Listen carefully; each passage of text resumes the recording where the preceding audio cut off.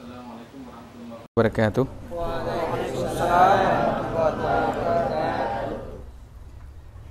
Innal hamdalillah nahmaduhu wa nasta'inuhu wa nastaghfiruh. Allahumma fashalli wa sallim wa barik ala sayyidina wa habibina wa mustafana wa qudwatina Muhammad bin Abdullah wa ala alihi wa man tabi'ahu wa mawalahu wa tabi'a hudah, amma ba'd.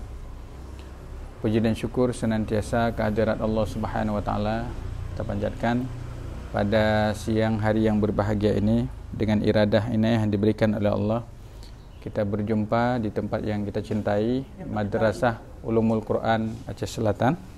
Mudah-mudahan Allah Subhanahu wa taala limpahkan kepada kita ilmu yang bermanfaat dan bisa melaksanakan seluruh aktivitas dan menggapai cita-cita berawal daripada Madrasah Ulumul Quran Aceh Selatan. Insya Allah.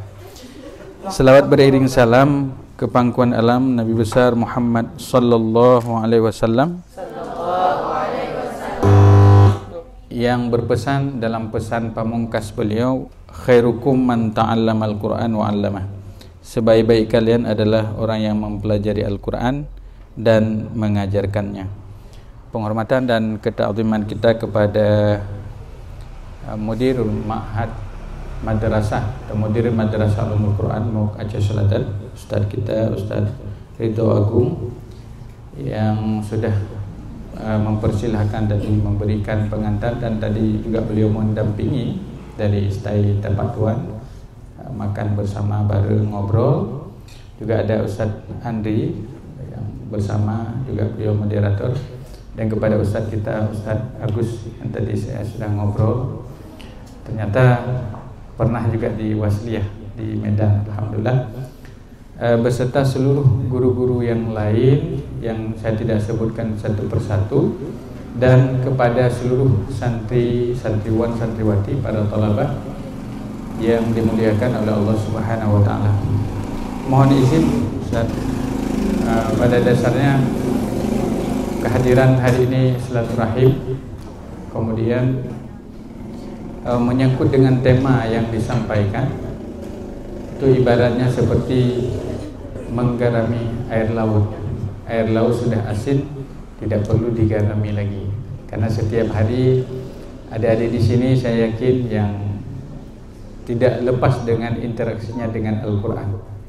Jadi nanti kalaupun kita bahas sedikit-sedikit saja mengenai dengan Al-Quran, karena sudah ada guru-gurunya di sini pakar Al-Quran, jadi saya mungkin dari sisi yang lain, insyaallah ya. Jadi mohon izin sejenak kita awali tentunya dengan pembahasan kita bahwa Aceh ternyata juga negeri Al-Quran. Sepakat ya? Sepakat, mudah-mudahan demikian.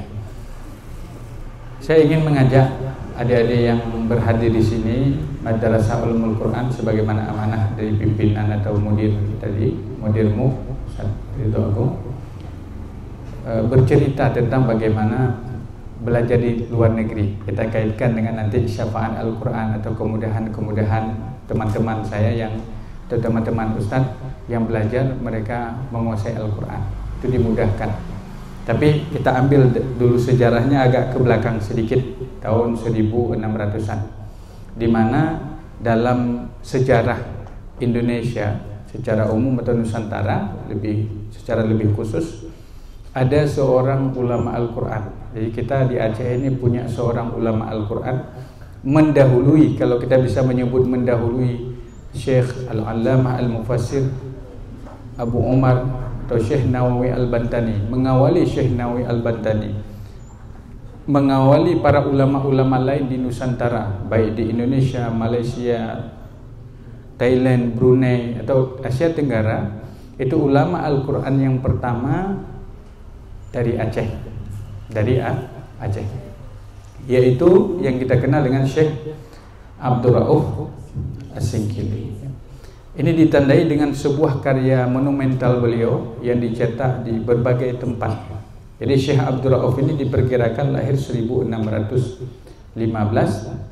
Beliau mengembara berapa tahun? 19 tahun Jadi usia beliau ketika berangkat diperkirakan usianya sekitar 15 tahun, 14 atau 15 tahun, sekitar 15 tahun. Kemudian mengembara terus 19 tahun. Jadi usia 34 tahun baru pulang ke Aceh. Dengan ilmunya yang sudah luas, alim allama, dengan dadanya penuh dengan keimanan, dengan rabitahnya kepada guru-guru yang di Timur Tengah yang memiliki sanad sampai kepada Rasulullah sallallahu alaihi wasallam, Syekh Abdul Rauf As-Singkili. Dan beliau itu punya karyanya banyak sekali.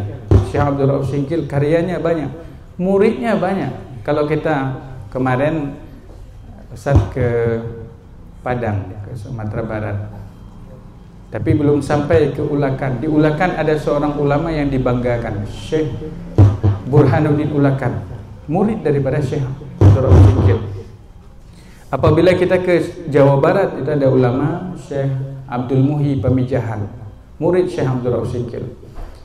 Dari Turki ada juga murid Syekh Abdul Rauf As-Singkili, keturunan Turki, Syekh Baba Daud Ar-Rumi, Baba Daud bin Aga Mustafa bin Aga Ali Ar-Rumi, pengarang kitab Masail Al-Muhtadi, murid Syekh Abdul Rauf As-Singkili. Kalau kita ke Malaysia ada di Terengganu, Tuku Pulau Manis Terengganu, pensyarah daripada kitab Hikam Melayu Lama. Ini murid Syekh Abdul Rauf As-Singkili.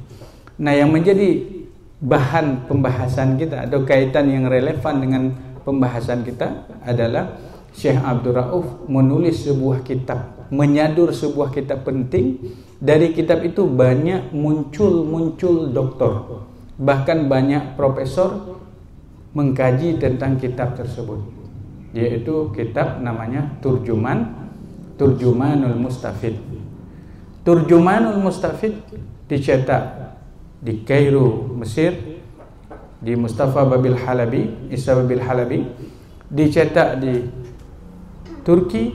Kitab tersebut dicetak di Beirut, bahkan dicetak di berbagai penjuru dunia, karya orang Aceh. Nah, di dalam tulisannya beliau itu ketika menjelaskan semua ilmu Al-Quran dikupas di situ. Di antaranya adalah ilmu qiraat. Ilmu qiraat dibahas, bagaimana cara membaca Al-Quran, fadilah surah atau fadilah yang terdapat di dalam Al-Quran dijabarkan walaupun tidak secara luas di dalam kitab Turjumanul Mustafid, sekitar 600 halaman. Bahkan kitab itu ditahqiq oleh ulama-ulama besar yang mengajar di Masjidil Haram. Ini Syekh Abdul Rauf As-Singkili, 19 tahun. Jadi 19 tahun berkelana dalam menuntut ilmu. Dulu belum punya akses seperti sekarang, belum punya HP dan seterusnya. Nah, mungkin inspirasi itu yang kemudian menjadikan para ulama atau ilmuwan pada masa berikutnya, termasuk kita, untuk terus bersemangat. Karena saya lihat yang hadir ini semangat semua. Yang laki-lakinya wajahnya bersinar-sinar cahaya Al-Quran, alhamdulillah. Yang akhwat atau yang perempuannya bersinar-sinar wajahnya cahaya Al-Quran. Ada yang di sini sering bolos? Tidak ada. Mustahil. Ada yang di sini tidak rajin menghafal Al-Quran, tidak rajin menghafal Al-Quran? Tidak ada. Mustahil. Ada yang di sini malas murajaah Al-Quran? Tidak ada. Mustahil. Ada yang di sini pengen belajar ke luar negeri? Ada. Ada yang di sini pengen menghafal Al-Quran 30 juz? Ada. Ada yang di sini ingin memperdalam ilmu qiraat di luar negeri? Ada. Insya Allah. Mudah-mudahan kita terus berdoa, dengan Al-Quran kita hidup, dan dengan Al-Quran juga kita berjumpa dengan Allah Subhanahu wa Ta'ala. Jadi rekan-rekan para ikhwah atau para thalabah yang dimuliakan oleh Allah, Madrasah Ulumul Quran, sebenarnya kehadiran ini lebih ke silaturahim, karena ada Ustaz Ridho, ini Ustaz Askar juga baru datang, Ustaz Syifa, alhamdulillah. Jadi ikat ya. LC juga ujungnya. LC langsung cemas. Kalau Ustaz Samad bilang begitu, lagi cemas. Tapi insya Allah beliau juga mengisi banyak kajian di sana. Alhamdulillah. Baik, mohon izin Ustaz ya. Jadi ada Syekh Abdul Rauf As-Singkili, karyanya ada. Itu 1600. Baru nanti ke 1700 agak kosong sedikit. Kita agak sedikit tidak menemukan atau belum ditemukan ilmuwan Al-Quran yang karyanya dibaca secara menyeluruh. Baru di 1800, lahir sekitar tahun 1810, 1813, seorang ulama besar dari Banten, kenal semua ya, Syekh Nawawi Al-Bantani. Ada karya tafsir beliau yang begitu besar, 30 juz, dicetak di Timur Tengah, bahkan digelar beliau dengan karyanya itu Sayyid Ulama Hijaz, yaitu Marah Labib atau Tafsir Al-Munir, 2 jilid tebal dalam bahasa Indonesia, dikaji di Al-Azhar, orang Banten. Beliau disebut juga imam di Masjidil Haram, walaupun kalau imam resminya juga ada Syekh Ahmad Khatib Minangkabau.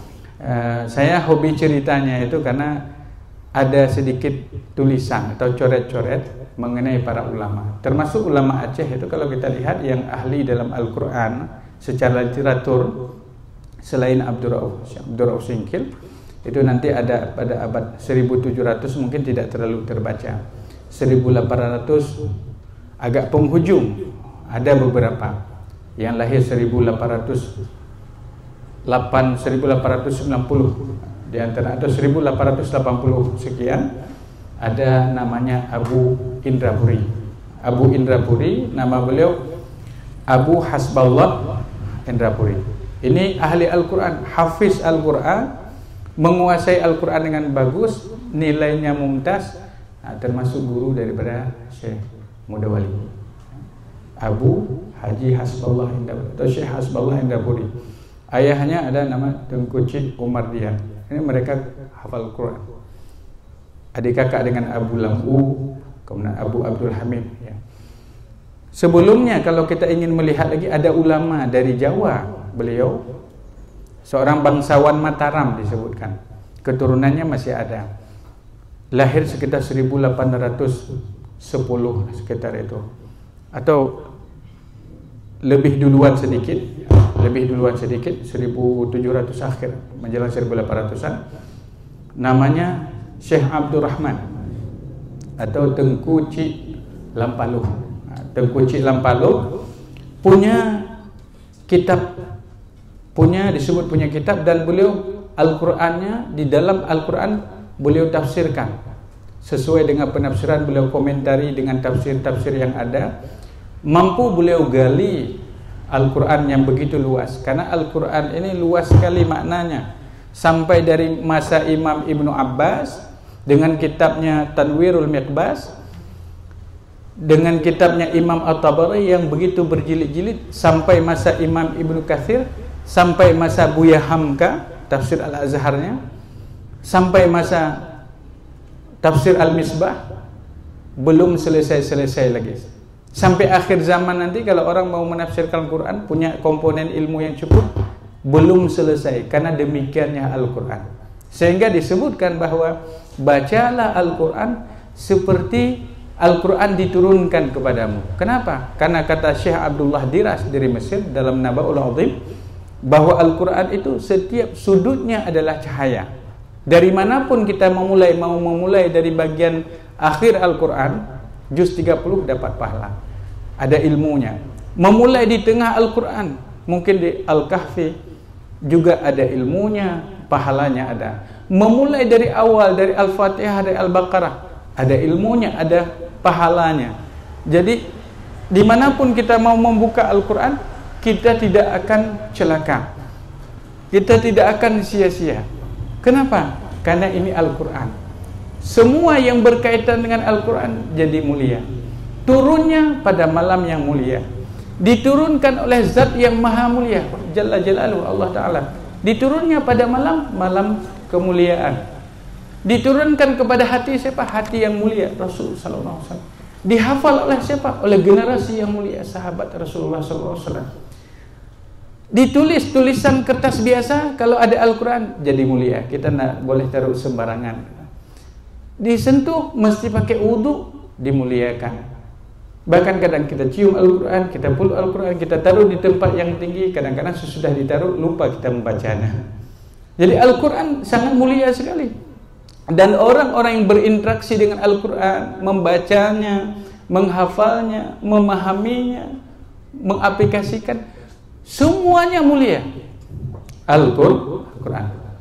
Semua orang yang berinteraksi dengan Al-Quran itu adalah ahlullah wa khasatuh, yaitu keluarganya Allah. Walaupun Allah tidak punya keluarga, tapi kita sebut keluarganya Allah di atas muka bumi itu adalah para penghafal Al-Quran. Mau jadi keluarga Allah? Mau, insya Allah. Baik. Jadi ada Syekh Abdul Rauf As-Singkili, diperkirakan 1615 sampai 1693, 95 atau 97 beliau wafat. Ada kitabnya Turjumanul Mustafid. Kemudian ada Tengku Cik Lampalu, Syekh Abdurrahman Lampalu, 1800-an. Kemudian kita sudah sebut tadi, ada namanya Abu Indra Puri, juga ahli Al-Quran, ahli qiraat. Kemudian ada pada masa itu, ini agak tidak sedikit terlacak, tapi mereka yang ahli memahaminya, mereka masih. Saya cuma cerita saja nih. Karena fun bagian saya bagian hadis. Saya kajiannya di Al-Azhar Hadis.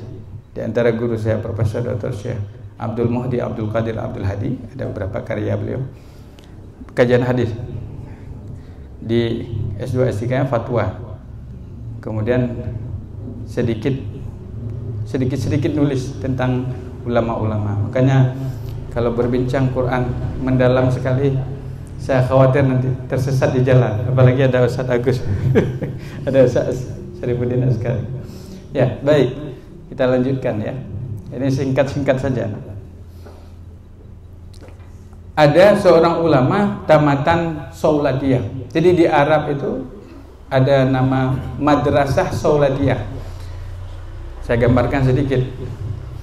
1800, sekitar 1800-an ada ulama dari India, beliau lari ke Arab, maksudnya lari ke kota Mekah, Madinah, ke kota Mekah, pengen dapat suaka, perlindungan. Beliau ingin ditangkap ketika itu oleh Inggris. Namanya Syekh Salim, Syekh Rahmatullah Hindi, orang India. Ada karang kitab Idharul Haq, ada beberapa kitab beliau. Dan beliau berteman rapat dengan Syekh Said Ahmad Zaini Dahlan. Ahmad Zaini Dahlan ini semua punca sanad ulama Aceh itu ke beliau. Namanya Said Ahmad Zaini Dahlan, pengarang kitab Mukhtasar Jiddan. Jadi berteman sehingga membangun sebuah pesantren atau dayah atau madrasah seperti Ulumul Quran ini Aceh Selatan. Nama madrasahnya Madrasah Sauladiyah. Banyak muridnya. Syekh Yasin Padang juga pernah belajar di situ. Para ulama-ulama besar itu banyak belajar di Sauladiyah. Nah, di antara muridnya adalah ada dari Aceh, di daerah Gandapura. Daerah Gandapura ada seorang ulama yang belajar di sana, lama belajar, sekitar lebih daripada 10 tahun. Ilmu Al-Quran beliau pelajari. Bahkan ada kitab, namanya kitab beliau itu tentang imalah atau tentang Qawadul Imla. Nah, salah satu muridnya itu termasuk Abi Jalani. Ini murid daripada Syekh Usman Gandapura atau Tengku Cik di Gandapura. Jadi ini juga orang Aceh. Kemudian ada sebuah karya. Ini sebelum kita ngobrol yang lain. Ada sebuah, tapi itu tidak ada tulisan. Mungkin tulisan tidak sampai kepada kita. Tidak, terbatas. Walaupun dicetak terbatas. Ada tulisan yang tersebar, bahkan dicetak oleh Kementerian Agama. Ini buku penting, ditulis selama 33 tahun, sekitar 30 atau 33 tahun. Beliau lahir sekitar 1919. Beliau karang tafsir dalam bahasa Aceh, terjemah bebas bersajak. Beliau belajar di Padang, belajar di Birin, belajar di Padang. Namanya Kemudian beliau tinggal dekat dengan pesantren Ustaz Darul. Kenal ya Ustaz? Nama beliau Tengku Haji Mahidin Yusuf.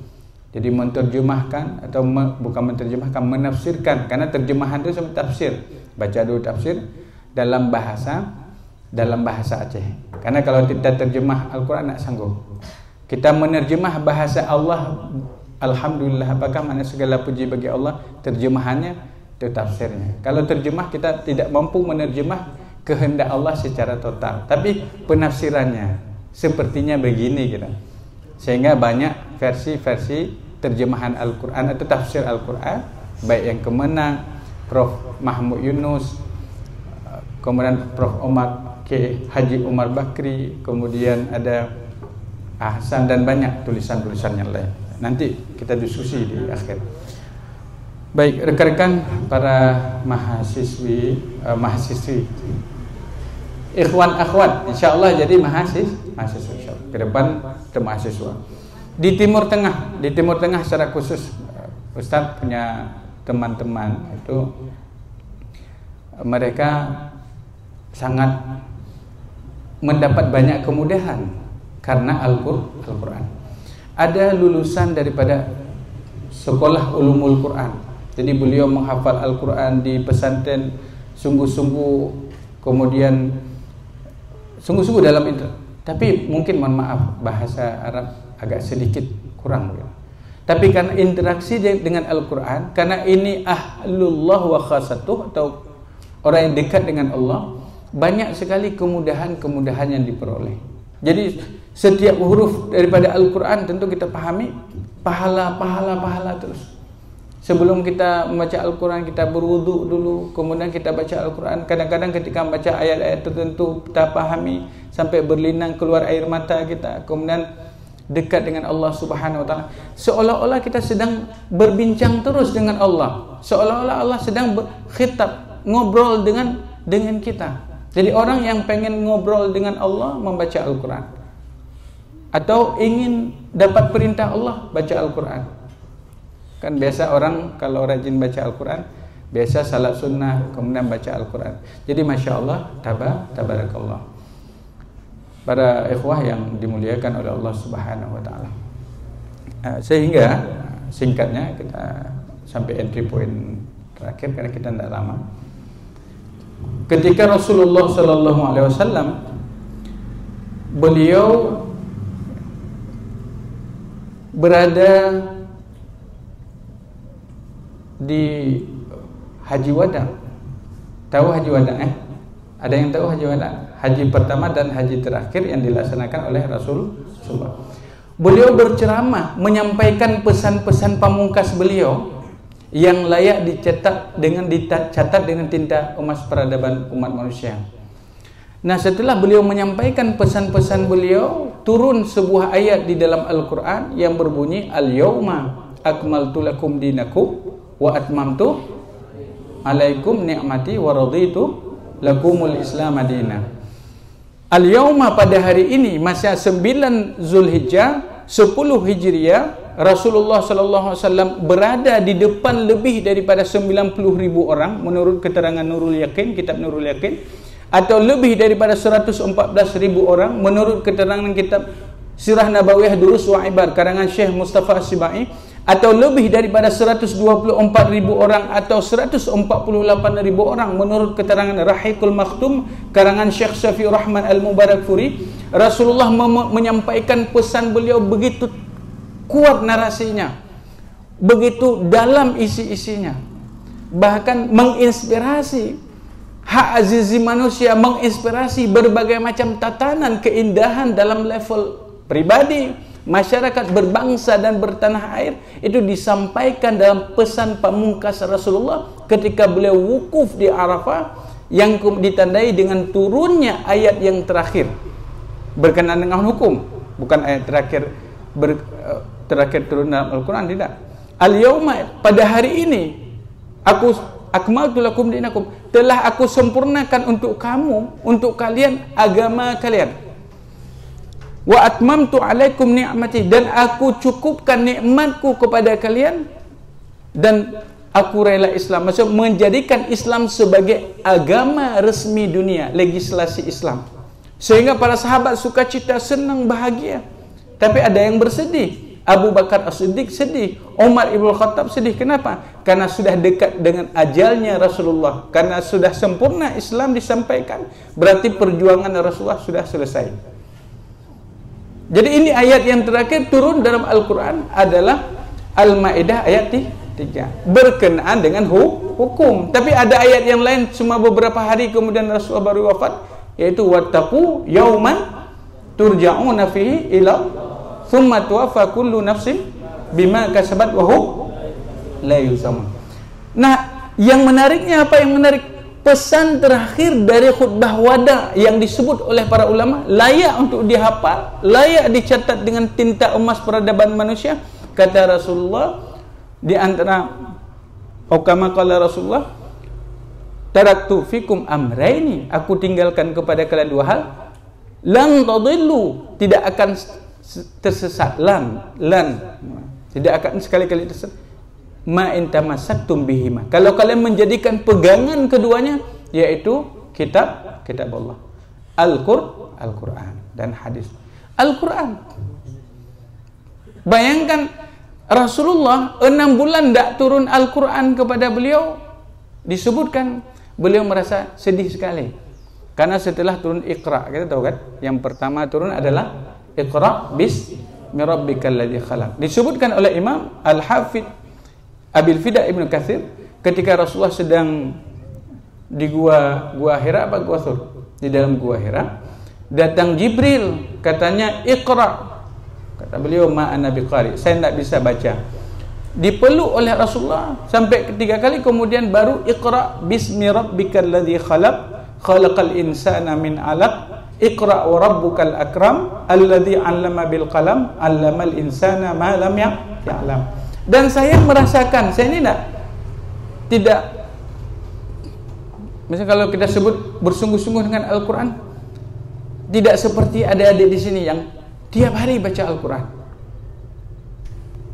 Belum seperti itu. Makanya mudah-mudahan adik-adik di sini lebih lagi. Kalau saya pernah mungkin jalan, alhamdulillah dengan izin Allah, pernah belajar ke Mesir, pernah di Bekasi, pernah di UIN Araniri, pernah di Sudan, pernah di Jakarta, pernah memenangkan beberapa perlombaan. Tapi saya belum seperti adik-adik di sini. Adik-adik di sini apa? Interaksinya dengan Al-Quran. Dan saya merasakan dulu pengalaman begini. Ini saya cerita pengalaman. Mungkin kita terbatas, barangkali kita di kampung. Saya pribadi di kampung tinggal. Kampung saya itu di Ladang Nebu. Kalau disebut Ladang Nebu, orang terbayang di mana Ladang Nebu? Apa di atas gunung, nggak ada penduduknya gitu ya. Tapi kampung saya kalau sebut Guhang itu lebih maju. Orang lebih ingat yang lebih majunya Guhang. Orang tahu Guhang ya? Oh ya. Yang ada dekat Masjid Agung. Orang tahu Masjid Baitul Ghafur sana. Baik, ada dan semuanya. Tapi kalau sebut Ladang Nebu, orang di mana Ladang Nebu? Di Abdiya. Cerita sedikit aja, mudah-mudahan menjadi inspirasi. Jadi Ustaz Sabrin, tahun 2006, saya dari dulu pengen sekali pergi ke luar negeri. Pengennya pertama pergi ke Madinah, ya. Pengen ke Madinah. Tapi ujungnya di Mesir, Ustaz. Pengennya ke Madinah, ujungnya di Mesir. Gimana ceritanya? Jadi tamat daripada Riyadh, teman-teman sudah pada ke Mesir. Ada yang pergi ke Mesir. Saya tidak ada uang, mau pergi ke Mesir, ke sana harus sekitar puluhan juta lah. Saya tidak ada uang, nggak ada uang karena memang tidak ada kemampuan. Ya, kayak itu. Jadi gimana caranya? Caranya kan tidak ada lain. Caranya harus cari beasiswa. Menariknya apa menariknya? Pernah ke Jakarta, belum ada kesempatan. 2006 itu ijazah 2 tahun, katanya tidak boleh lewat. Kalau lewat 2 tahun nggak bisa lagi ke Timur Tengah, nggak berlaku lagi ijazahnya, apalagi dapat beasiswa. Jadi itu tahun terakhir peruntungan nasib saya. Ini tidak saya cerita di tempat yang lain. Peruntungan nasib saya. Jadi doanya sudah doa mengancam. Ada yang doa mengancam di sini. Itu kalau layak doa mengancam sudah habis standarnya. Gimana ceritanya? Dibuka pengumuman. Jadi itu lagi kuliah, karena kuliah 1 tahun di Bekasi di KPI Komunikasi Penyiaran Islam. kemudian pulang ke UIN kuliah di bahasa Arab, tarbiyah bahasa Arab. Jadi di WA sama kakak kelas, beliau di WA katanya di tes aja, ada dibuka tes Timur Tengah di Mesir, beasiswa. Kemudian tesnya di mana? Di Medan tesnya. Di Medan misalnya. Tapi nggak tahu Ustaz dari sana. Jadi ketika itu pas di tes di Medan, saya tidak ada uang. Kasih tahu sama ayah, takutnya tidak lulus karena tahun 2 tahun yang lalu belum lulus gitu. Belum lulus, mau tes ke Libya, tapi tidak lulus di Libya, lulusnya di tempat yang lain. Salah sendiri karena pas ikut bimbingan saya nggak pernah ikut bimbingan. Sok-sokan sudah bisa semua. Karena selalu, mohon maaf, selalu juara gitu. Jadi karena selalu juara, dibuat tes kita nggak peduli gitu. Kan nilai saya lebih tinggi dari yang lain. Orang 7 nilainya, kita 9, ngapain ikut. Pas tesnya udah soalnya bertingkat-tingkat, kita lewat, tidak bisa jawab gitu. Tapi itu singkatnya begitu. Nah, dibuka tes tahun terakhir, akhirnya saya jumpa pimpinan pesantren, guru saya. Maka ini dengan guru, jaga hati guru kita, jaga perasaan guru kita, minta doa sama guru kita supaya kita selalu dimudahkan. Saya bilang, Tengku, Ustaz, saya mau pergi ke Medan, tolong dibantu. Diberikan uangnya pas-pas. Ketika itu ingat saya sekitar 500.000. 500.000 berangkat dan pulang, makan sudah di situ semua. Nah, apa yang terjadi di Medan? Teman-teman yang lain fresh graduate semua, baru tamat mereka. Orang tua akomodasi sudah siapkan semua berangkat. Saya nggak ada harapan apapun. Nah, bagaimana caranya? 2 juz, kan kalau dapat beasiswa itu cuman se-Indonesia, mungkin di bawah 100 orang yang 50 apa lebih sedikit lah untuk porsi beasiswa. Orang tes ribuan. Jadi saya berpikir, saya ambil porsi beasiswa, tantangannya berat. Jadi bagaimana caranya? Saya berupaya bismillah pokoknya. 2 juz, udah lama nggak mengulang-ulang hafalan, hafal lagi 2 juz, ini kan tidak mudah dalam waktu 1 minggu. Nah, waktu 1 minggu murajaah Al-Quran, kita sudah kuliah 2 tahun baca Al-Quran jarang-jarang, kira-kira bisa nggak kira-kira? Susah ya? Al-Quran kan 10 hari aja nggak ulang 1 hari, ada yang lupa, sudah dibaca di sini, lupa di sana, kan begitu Al-Quran. Seperti buruan, cepat sekali. Unta yang terlepas itulah Al-Quran, cepat sekali larinya gitu. Jadi saya berdoa sama Allah Ta'ala, tapi ini jangan dipraktekkan doa ini. Jadi berdoa sama Allah, itu doanya sudah habis standar. Bagaimana sih? Ya Allah, nggak usah kita kasih tahu aja ya. Kapan-kapan nanti? Kapan? Ya. Kita lanjutkan, kita cukupkan. Baik. Jadi mohon kepada Allah dengan sungguh-sungguh. Kemudian saya ingat 2 pertanyaan dari pembimbing ini tahun 2006. Sekarang 2023, sudah berapa tahun? 17 tahun. Kita 17 tahun. Jadi pengujinya dari luar. Katanya Iqra. Wa idh qala rabbuka lil malaikati inni ja'ilun. Istamir. Disuruh sambung. Saya sambung sampai 1,5 halaman. Salahnya pun banyak. Waktu baca tersendat, nggak bisa dibantu sedikit. Agak lancarlah sedikit ayat pertama. Ayat kedua, ini keluar keringat saya. Wattaba'u ma tatlu syayatinu 'ala. Ayat itu berputar-putar, ada 5 atau 6 kali beliau bantu untuk sampai baru di ujungnya selesai kita. Sadaqallahul azim. Kemudian beliau tidak tahu apa firasat. Dia tanya sama saya, anta tatahammas anta dhahab ila Mesir. Itu pertanyaannya begitu. Tanya beliau, apakah kamu semangat pergi ke Mesir, katanya. Saya lihat wajah beliau, saya tetap matanya. Naam Ustaz. Iya Ustaz.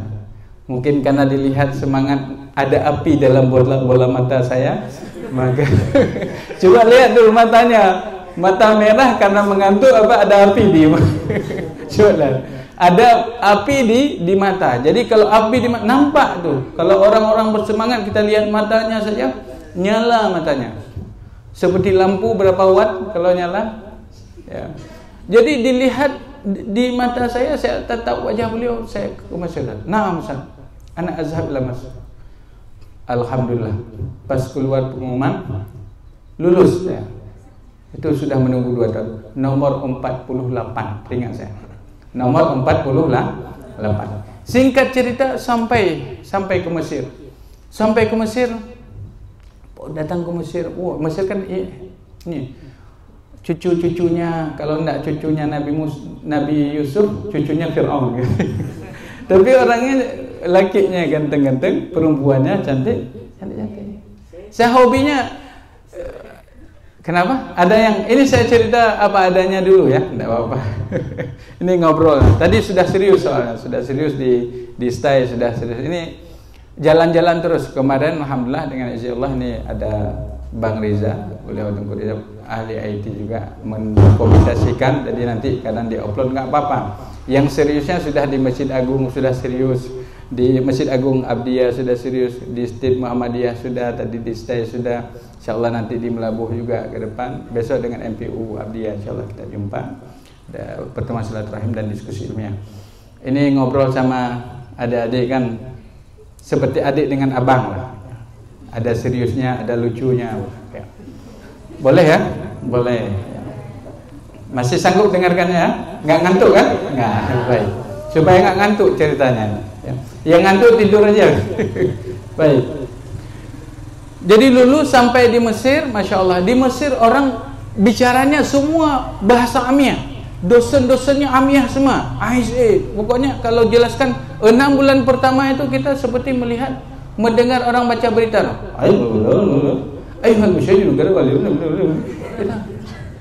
Tapi ada orang Sudan, mereka itu fusha. Yatakallam bil lugha arabiyyah jayidan. Mumtaz bagaimana. Kalau sudah guru-guru kita tuh, ulama-ulama di Mesir, biasa karena ngobrol, menjelaskan mungkin lebih nyamannya bahasa-bahasa biasa lah. Bahasa Amiyah, bahasa pasaran. Beliau jelaskan, yang dari Sudan selalu kalau sudah jalan kan tidak paham, dari Sudan berani dia, ya doktor, fusha ya doktor, hadir kitanya, doktor ngomong bahasa Arab standar kan, maksudnya bahasa Arab yang fusha, baik, 3 menit, 4 menit beliau ngomong, taib, talabah, tulab, al-yawm nahnu, nanti 3 menit sudah lupa lagi, sudah bahasa biasa lagi kan. Dan seperti itulah. Jadi selama 6 bulan kita berupaya untuk istilahnya menyesuaikan diri. Tapi yang susahnya apa? Kalau kita datang untuk beli keperluan sehari-hari, sabun apa beli makanan-makanan ringan. Amu, mau apa katanya? Ana urid ashtari hada, sadaqallahu azim. Ya. Maunya kan urid dulu, ais. Saya ingin ini. Ais, maunya apa gitu. Jadi orang tuh terbiasa bahasa Amiyah. Dan banyak lagi pernak-pernik di sana. Di sana makanannya itu enak-enak sekali. Rotinya enak-enak sekali, murah-murah. Kalau anggurnya itu 5.000 dapat 1 kilo. 5.000 1 kilo. Udah ingat saja niat nanti pergi ke Mesir mau makan buah anggur itu aja. Yang lain nanti ikut insyaallah. Kalau Al-Qur'an apalagi? Al-Qur'an pengalaman menarik. Ada pengalaman menarik. Tahun keempat saya di Mesir, tapi ini jangan dicontoh. Ini bukan contoh yang baik. Ya. Yang baiknya nanti kita cerita gitu. Jadi tahun keempat saya ingat saya ini udah bisa Al-Qur'an, udah lancar Al-Qur'an, ya. Jadi duduklah di Masjid Al-Azhar lagi ulang Al-Qur'an. Orang Arab jangankan orang yang tidur, orang yang bangun, orang tidur aja ngigaunya bisa baca Al-Qur'an. Saya sedang mengulang murajaah. Salah. Dia disambung dia lagi, saya di mana orang baca Al-Qur'an? Rupanya orang tidur. Yang sangat teringat sampai sekarang, ya. Satu hari saya membaca hari Jumat saya baca Al-Qur'an, duduk baca Al-Qur'an. Di samping saya itu ada seorang, saya tidak tahu beliau syekh karena bajunya ketika tidak digosok, baju seperti orang umum sekali, baju tidak digosok. Kemudian hari Jumat duduk santai.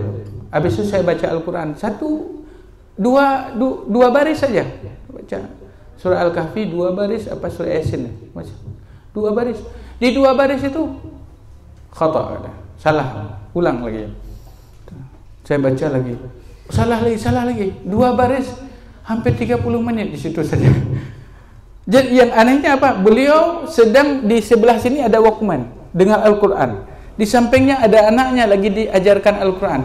Di depannya hari Jumat ada orang yang lagi baca Al-Quran. Jadi 1, 2, 3, 4 dengan saya. Katanya, minggu depan kamu datang lagi ya. Katanya, kamu belajar Al-Quran dengan saya. Tapi apa yang saya tengok ini 2 ayat aja saya, dua baris aja setengah jam, hampir 1 jam.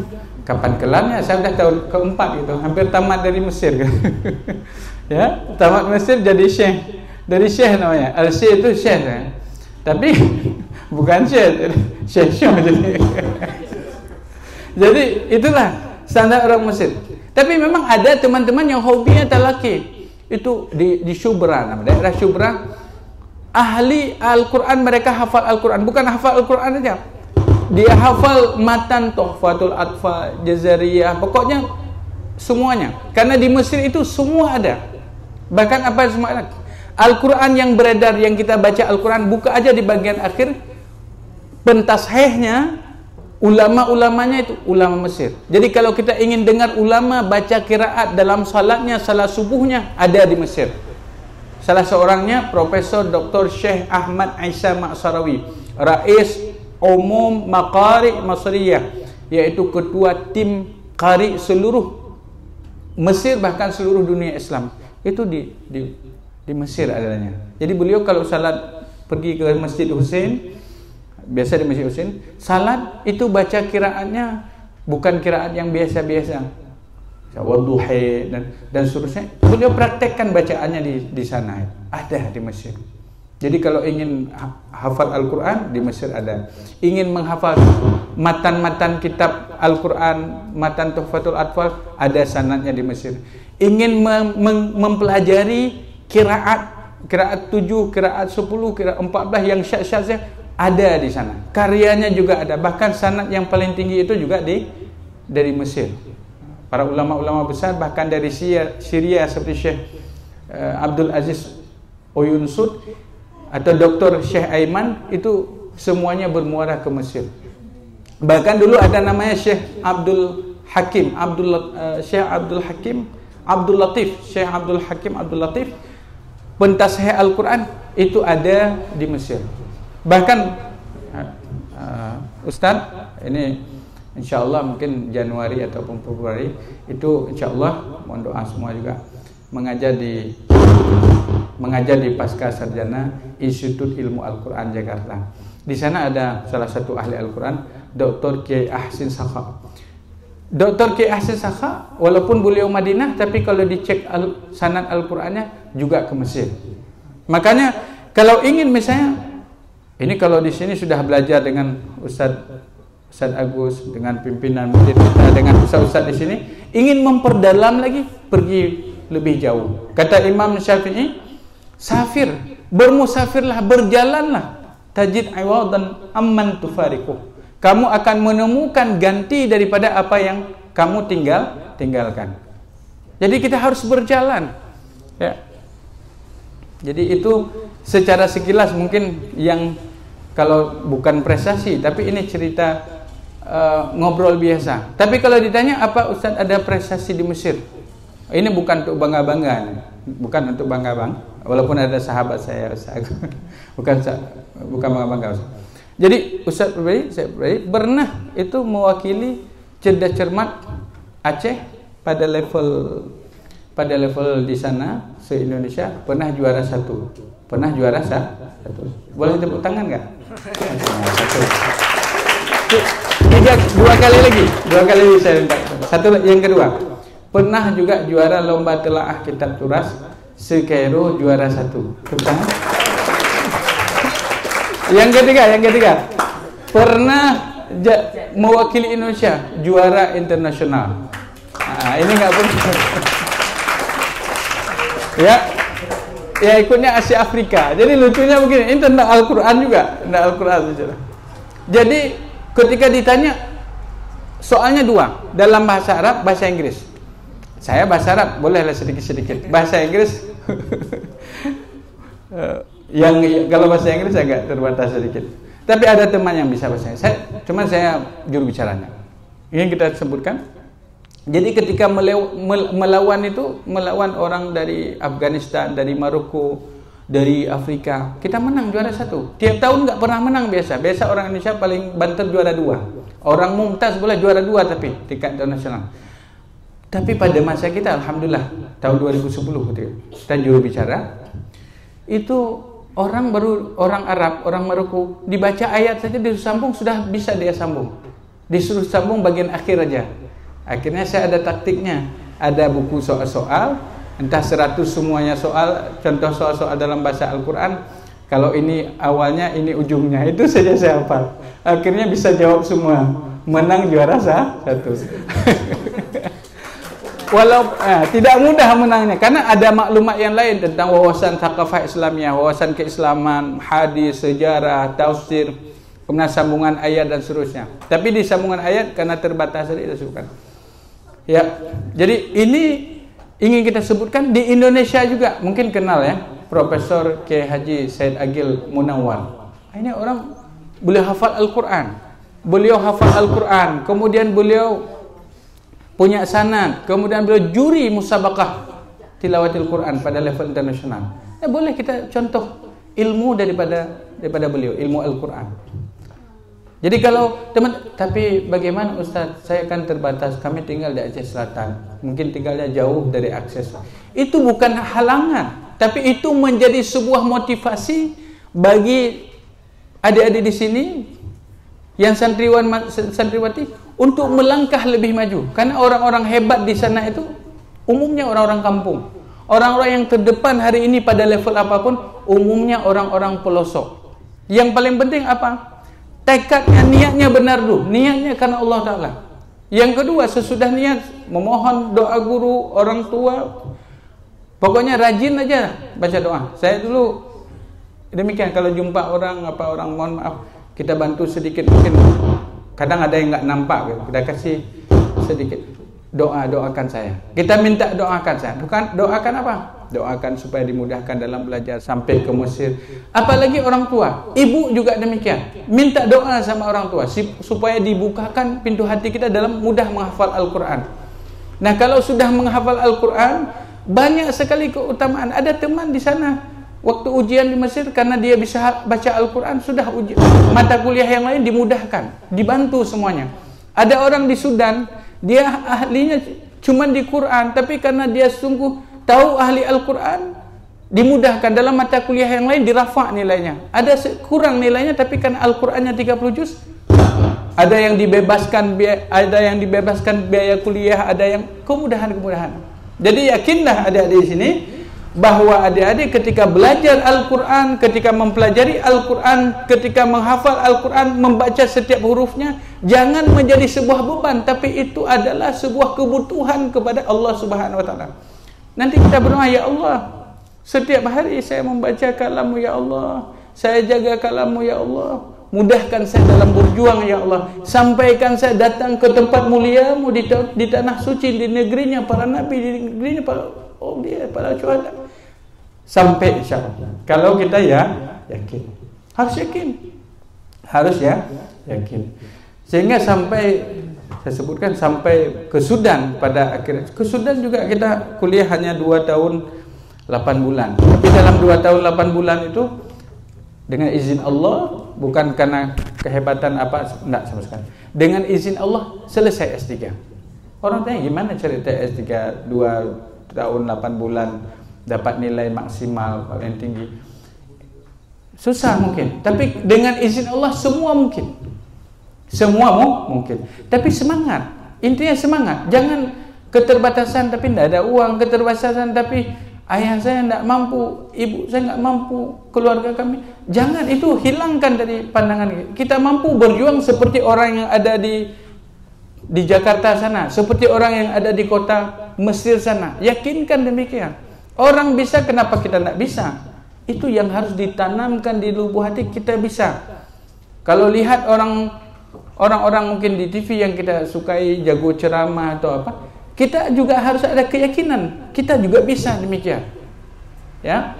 Jadi ini kira-kira sebenarnya sekedar silaturahim, pembahasan mengenai judul tadi man ana bidunul Quran atau siapa saya kalau dalam bahasa yang laulakum, kalau bukan karena guru-guru kita. Makanya kita senantiasa doakan guru-guru kita yang senantiasa berkontribusi, yang berupaya untuk berfikir tentang kemajuan Madrasah Ulumul Quran ini Aceh Selatan. Kita doakan siapapun yang terlibat di sana, memperbaiki, membangun, kita doakan. Jadi adik-adik demikian, tapi tugas adik-adik semua ini belajar dengan tekun, insya Allah. Ya, mungkin demikian yang bisa kita sampaikan pada momen ini.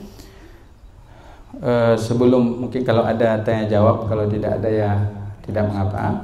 Ya, tapi yang pasti bahwa teruslah belajar Al-Quran, jangan pernah menghilangkan semangat daripada Al-Quran. Al-Quran ini kalau kita meninggalkan Al-Quran berarti kita sudah hilang semuanya.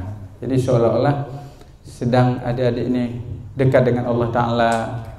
Ketika itu sudah kita tinggalkan Al-Quran berarti kita sudah jauh dengan Allah. Ini sedang baca Al-Quran berarti sedang dekat dengan Allah Subhanahu Wa Ta'ala. Tentu tidak mungkin Allah memberikan kepada orang lain apapun, kepada kita yang menjaga kalamnya atau Al-Quran Allah tidak memperhatikan, tidak mungkin. Ada kemuliaan di sana, ada kemenangan di sana, ya. Jadi mungkin demikian saja dulu yang bisa disampaikan. Mudah-mudahan ada manfaatnya. Mohon maaf apabila ada yang tidak pada tempatnya, dan terima kasih sudah saya bisa bersilaturahim waktu yang disediakan. Niat silaturahim tidak ada niat untuk menceramahi, tapi yang baik-baik mudah-mudahan bisa diambil manfaatnya. Mungkin demikian, saya kembalikan kepada Ustaz Moderator, Ustaz Andri. Silakan Ustaz. Ilmu tanyo benar, amai tanyo benar, kure tanyo benar, ngak selamat dunia akhirat.